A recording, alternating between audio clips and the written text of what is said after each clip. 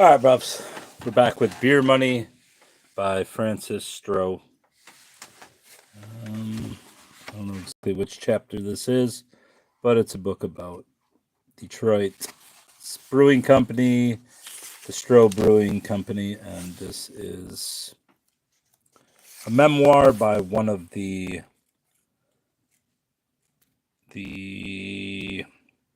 what do you call them? The inheritors of the Stroh family brewery, Peter Stroh, his daughter Frances.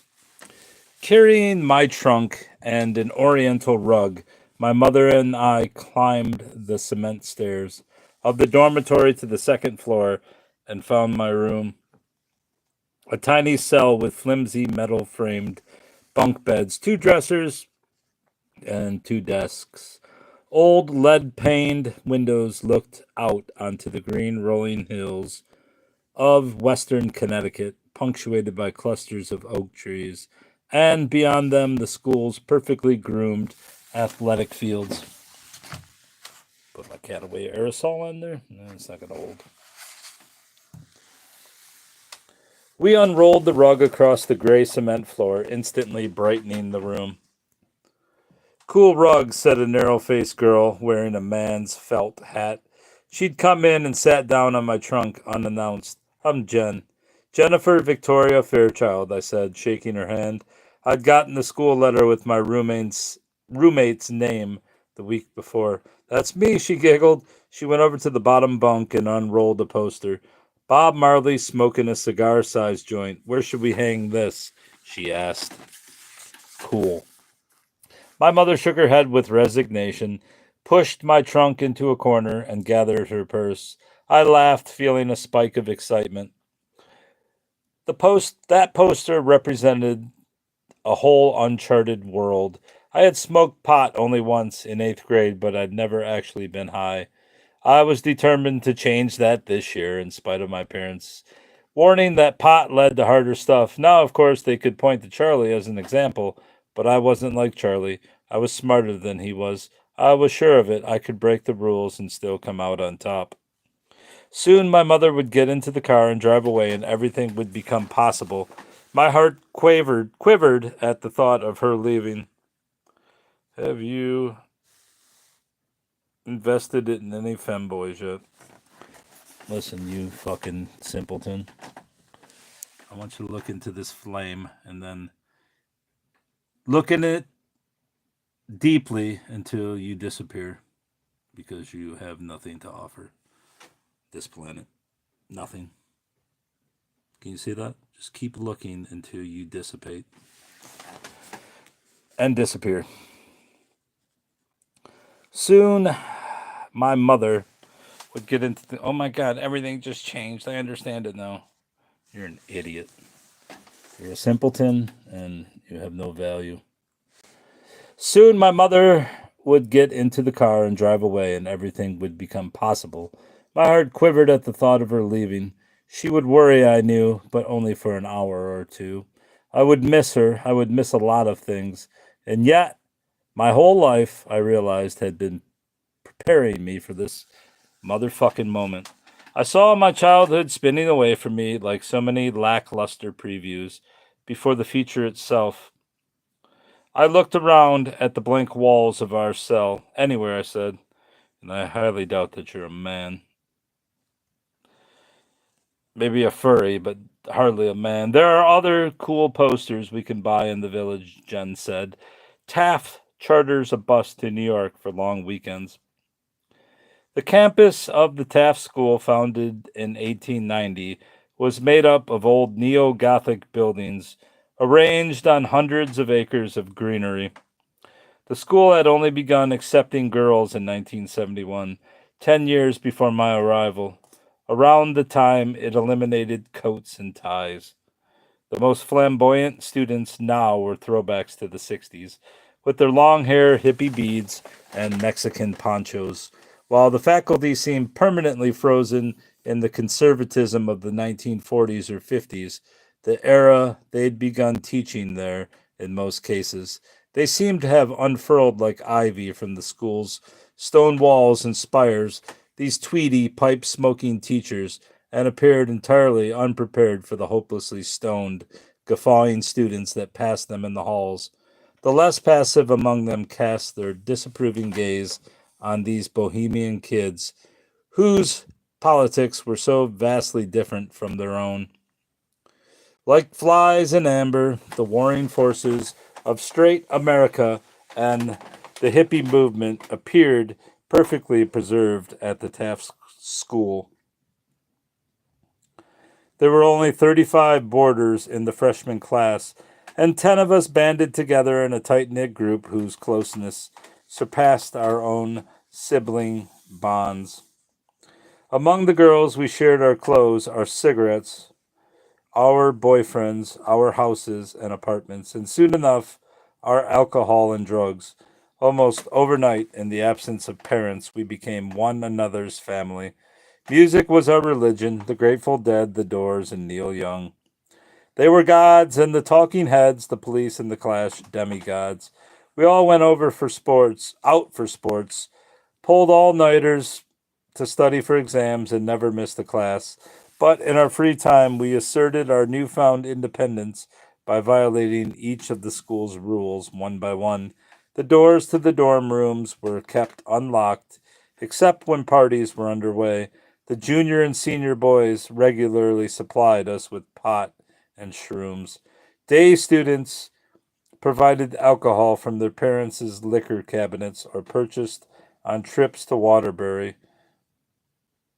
Taft had a two offense policy, two drinking and or drug offenses, and you were out. Out. The fact that so many Tafties were the progeny of prominent Wall Street financiers, famous authors, and brand name families had hardly mattered. Among us kids, the individual was judged by how much he could party, how well he played the game of Risk, and still do well in the games of school and sports. Straight A's, varsity teams, good taste in music, and a robust drug habit. That was what landed you on top socially. Surviving a bust made you legendary. The academics at Taft mattered as much as anything else, though. I spent my first exam week snorting crushed no-dos while studying until dawn. My friends and I taking cigarette breaks every hour down in the butt room, a room-sized ashtray in the basement of Mac House. My favorite course was third year Latin with the preternaturally acute Mr. Cobb, whose famous line, whenever you have a 50-50 chance, 95% of the time you'll get it wrong, seemed to apply to everything. In the dorm, we'd stay up late discussing Camus while drinking home fermented cider, produced by adding yeast in 3 successive rounds of heating next to the radiators and cooling in the snow, or collaborate on algebra problems, the Ramones being a manic rhythm in the background, while packing for our next weekend getaway. Because with Taft's chartered buses and lenient travel policies, New York quickly became our off-site playground. This is so cool. Nearly all my friends had either grown up in New York or had a parent with an apartment there. Sasha lived just off Washington Square Park on Waverly Place, Liv on 81st and Riverside Drive, Cece on Park and 66th, and Farron's dad in a high rise on the East River. We stayed at these apartments on the weekends when my friends' parents were out at their country houses and spent our days trolling the West Village. The village dazzled with its array of head shops, art house cinemas, and the most coveted suppliers of bohemian wear in Manhattan. Jean, is it Canal Jean or Jean? And Reminiscence. Indian print t-shirts soon replaced my alligators. Dangly silver filigree earrings replaced my tiny gold studs. We shop with the cash dispensed by Taft's accounting office, our expenses later billed to our parents. Despite my mother's pessimism, the Stroh brewery had expanded nationally by acquiring the much larger Schlitz Brewing Company, described by the Wall Street Journal as a minnow swallowing a whale. And money came my way more easily now. I could see our beer brands in all the liquor stores in New York, the empties in Central Park, and even on the Taft campus. Still, handing over those crisp $10 and $20 bills in West Shop villages, I got a rapid fire charge of adrenaline guilt, as if spending money were as risky as shoplifting or smoking pot. I'd witnessed my father's freedom with money, of course, but never without my mother's sportscaster's commentary. I'd internalized both somehow. So that spending became just one more naughty thing I could do. 15-year-olds with pockets full of cash. We felt as if we owned the damn city. We dressed up and went out to Upper East Side bars, practicing our classroom French on bartenders ordering martinis. We took cabs downtown, had dinner at John's Pizza in the village, and danced at Studio 54, our danceteria, flashing the bouncers our fake college IDs, procured at Playland on 42nd Street. We bought pot in Washington Square Park to take back to whichever apartment we happened to be crashing in, and if no one was selling the good stuff, we called Choo Choo. Choo Choo brought the drugs to your building, uptown or downtown, like a train carrying precious cargo. A scrawny old punk rocker, he'd show up wearing peg legged black jeans, a wife beater, and a spiky dog collar style belt down low on his waist. One Sunday after a particularly late night, a group of us sat around Liv's penthouse on Riverside Drive, waiting for Choo Choo's delivery. When the doorman telephoned up to announce, Miss Goodman, Mr. Choo Choo is here, Liv and I went down in the wood paneled elevator with our wad of collected bills. Choo Choo was waiting next to the leather sofa in the lobby. I remember sweating behind his sunglasses. The doorman politely looked away when we pulled out the cash. Upstairs, we sat in the living room drinking really strong gin and tonics and smoking Marlboros, the baggie of green buds on the coffee table in a nice crystal ashtray, right next to the Times with its front page article on Choate Rosemary Hall, or is it Choate? Coet. I don't know how to say it. Two Coat students had been arrested at Kennedy Airport for trafficking cocaine up from Colombia, and 14 others had pleaded guilty for financing the trip. The article seemed to encapsulate a multitude of truths about our kind of crowd. We took risks, big ones, as a diversion from our boredom. It wasn't about running away, summer of love style. We worked from within the system, using our own privilege as a launching pad. The trick was recognizing where the lines were and then letting someone else cross them. One of the traffickers, C, had been the son of a truck driver, hell bent on fitting in with the privilege set at Choate. I don't know how to say that again. And he'd been used just as Charlie had been used. They were the line crossers. Can you imagine, said Farron, you'd have to be like so fucking ballsy to go for that. I sipped my drink and studied the faces of the kids involved. Kids just like us. I couldn't believe they'd done it. I almost went to Choate, I said. I wonder if they'll go to prison. That so easily could have been you, Franny, said Jen, absently dropping her ash on the rug. You know, I could totally see you doing it. I thought of Charlie, now stationed in Okinawa, and I felt an inviolable boundary within myself. Nope, I'd never have gone for that. I already understood at age 16 the elusiveness of the line between a life of privilege and a life in prison. Soon after Charlie's trial, Michigan had raised the penalty for dealing cocaine to life without parole. Would you? Asked Sasha, looking over at Farron. Me? Asked Farron jestingly, laughing her semi insane laugh. Not a chance. Many more pages before this chapter's over. A lot. But I wasn't convinced. Farron was the wild of us all. Over spring break, she'd apparently been cavorting with some French sailors who docked in Nevis, the West Indian island where her mother lived. I wonder what will happen to them, I said, glancing down at the photo. They're so screwed they'll never get into college. They'll end up in reform school, said Liv, in that endearing, deadpan monotone of hers. as far away from drugs as you can get. Farron got up to replenish her drink. I don't know, Liv. They probably have great drugs in reform school, like they do in prison. Better than at Taft? I asked. I couldn't imagine a place where drugs were more available or more intrinsic to the culture. In Grosse Pointe, some kids I knew were starting to use coke. But at Taft, you'd have to hide under your bed to avoid being implicated in drug use. And you'd probably find someone's stash while you were under there. The irony was my parents had sent me away at least in part to protect me from drugs. As it turned out, getting high was a key part of life, just such a key part of life at Taft, an essential step toward becoming an adult, an instant form of self reinvention, and certainly a step away from a childhood that was best left behind. I talked with my parents once a week on the payphone in the hall, but with all the kids gone from the house except Whitney, I imagined the scene at home was rough.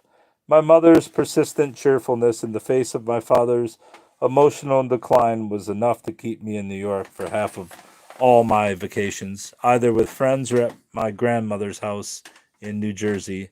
I hoped Whitney would survive until he could go away to school too.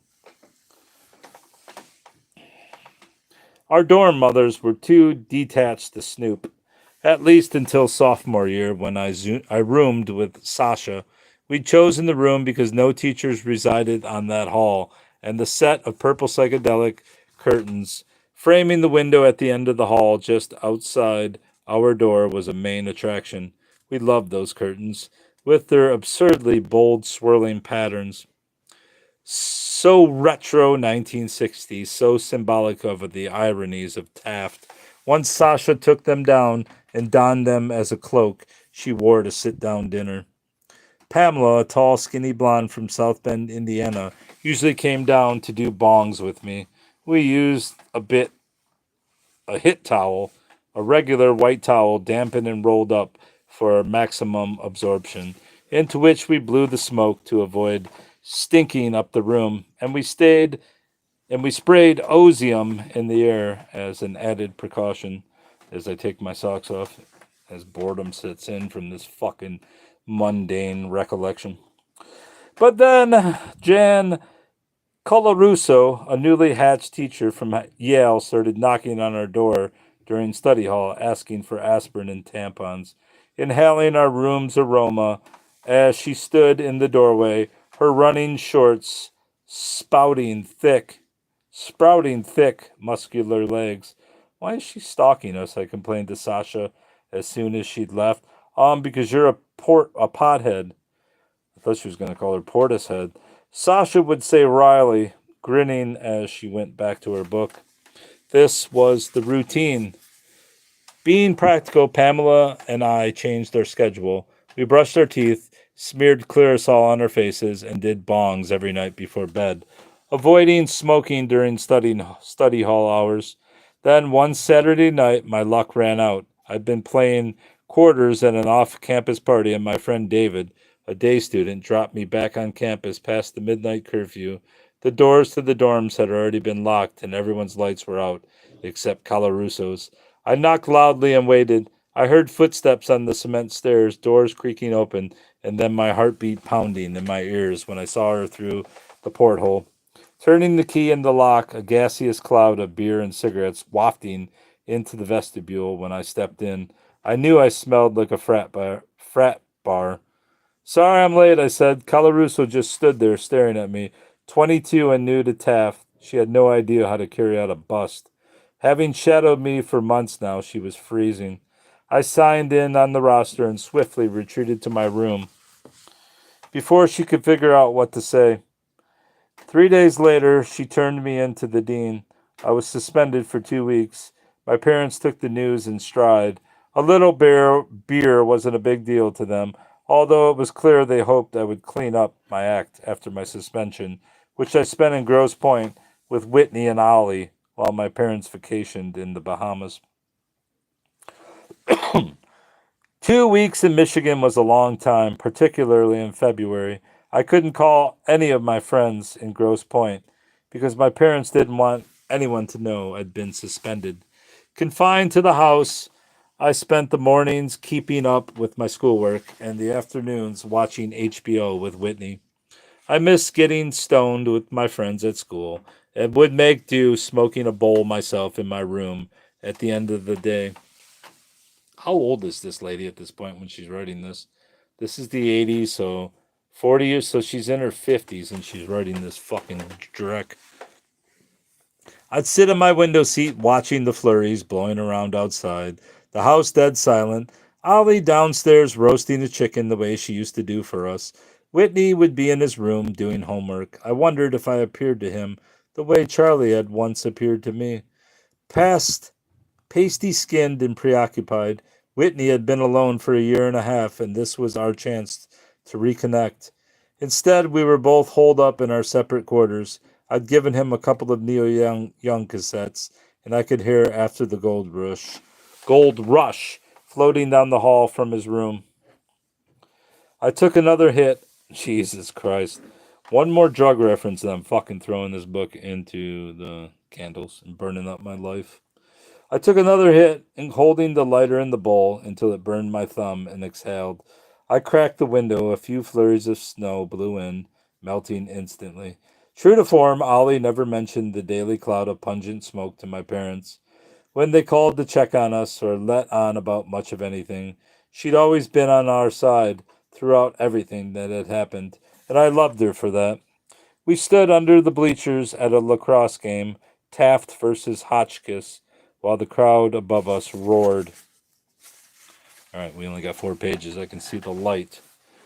My brother was busted by the Fed, for dealing coke, I told my friend Trey. My head felt light with the beer we were sharing. No shit, really. He took the last drink from the can, then tossed it on the ground. The fucking Fed. But don't tell anyone. I tucked my hands into my jeans pocket. My parents made me swear I'd never say a word about this. I swear, said Trey, but that's like crazy. We'd been hanging out lately, getting stoned in the woods, smoking cigarettes, and kissing behind the science building after Vespers and dinner. I'd hung out with him one night in the fields while he tripped hard on mushrooms. God damn, this is pathetic. Laughing aloud at the stars. He'd had a high school band, Space Antelope, that played twangy, Grateful Dead inspired tunes. You're the first person I've ever told out loud, I said. I guess I needed to tell someone. Trey looked at me and grinned. Cool. So now you're lighter, right? Now you don't have to worry anymore. You're free. His auburn hair caught a splinter of sun, turning it gold. His lashes were blonde, almost invisible. I leaned against the rough edge of the bleachers. The crowd stood up and cheered, a riot of stomping feet and shouts. Now I'm free, I repeated. I wondered if this could be true. I never felt free for very long, only for a few days or weeks before the heaviness came back. Whenever I had that feeling of lightness, I knew it wouldn't last, which meant I had to do something, drum up some new excitement to keep ahead of that terrible weight, or as John Berryman called it, a lack of inner resources. For 10 hours, I pretended to be asleep in the back of the car with my trunk. My father drove silently, stopping only for gas and food. I knew he must be too angry or too heartbroken to speak, and his silence was, in fact, a relief to me. Taff was throwing me out. Good. I had only one documented offense, even counting the bottle of vodka found in my room that I swore I'd never seen before. But the school, reserving the right to change the rules, had decided I shouldn't come back for junior year. They saw me as a ringleader of sorts, my influence spreading to innocent freshmen like Pamela, and so I was being excised like a cancer. I remembered my mother telling me about when Bobby was expelled from Kent, how he and my father had cried together at the airport. Charlie's expulsion from South Kent had followed, then his college expulsion, and now this. Would I end up in the Marines? The car came to another stop. I heard my father pumping gas. A few minutes later, he came back with what smelled like McDonald's burgers and fries. I heard him trying to hand a bag to me in the back, but even now I didn't open my eyes. Tears washed over my cheeks, perhaps at the kindness in my father's gestures, what seemed almost like forgiveness. I was losing everything, my friends, my room, my independence. But at least my father was with me there, silently on my side. What's he supposed to starve you to death, you daft bitch? He had driven from Michigan to talk the school out of expelling me, but the meeting apparently had not gone well. You're going to starve. You got kicked out of school. This was why I was asleep in the back of the car and why I would have to spend the next 2 years back in Grosse Pointe until I could go away to college. Ever since the bottle of vodka had been found, I had cleaned up, avoided all the spring parties out in the fields, the smoking sessions in the day student locker room, but the headmaster had told my father, sorry, too little, too late. I knew they were making an example of me. My friends whose fathers had attended Taft, they had all been given warnings while I was being expelled. Charlie had been a scapegoat as well, getting clean only to suffer the repercussions of old crimes. The fact that life was intrinsically unfair lodged itself at the center of my chest. Like a well mortared brick. I loved Taft. I finally lived my life fearlessly, everything within my grasp, with no one to stop me. I ordered the proverbial club sandwich, and I devoured it whole. Now those old feelings of unworthiness were creeping in again, and I wondered if I'd even deserved any of the happiness I'd felt over the previous 2 years, the frenzied sense of freedom. Granted, there probably wasn't a single handbook rule I hadn't violated, with the exception perhaps of plagiarism or cheating, but my grades had been good, and I'd been a strong athlete, varsity ice hockey, varsity tennis. I'd seen plenty of kids get away with more than I had. In the boys' dormitories, I'd seen bongs as tall as standing lamps, with lampshades placed on top as their only disguise. I knew students who were regularly invited into a certain teacher's apartment for cocktails, and boys who got caught red handed with drugs and faced no consequences. The omnipresence of drugs and booze at Taft had taken nearly all of us up in its mischievous embrace. The chartered buses into the city, the free flowing cash, the chaperoned theater trips, the dinners at Beefsteak Charlie's with free pitchers of beer we'd all partaken, and then they'd change the rules on me. Hearing a crackle of plastic, I opened my eyes, my father opening a pack of cigarettes. I sat up in the seat, and he eyeballed me in the rearview mirror, a slight smile on his face. He lit 2 cigarettes with the car lighter and handed one to me. God damn. I took it. What a fucking reprobate the father is, too. But at least he liked the antiques. I took it silently. The last time he'd given me a cigarette, I'd been 10, also riding in his car. I took a long drag on it and looked out the window at the blankness of Ohio, picturing my father and Bobby smoking at the airport, the tears drying on their cheeks. We were almost home. I mean, the return. That's all for now. I've read enough. I have to go watch some fucking movies or something. Well, at least I made it 95 pages through this book. I was hoping for like some insight into the brewery. Hey, look, there's insights, interviews, and more. This is fucking pathetic.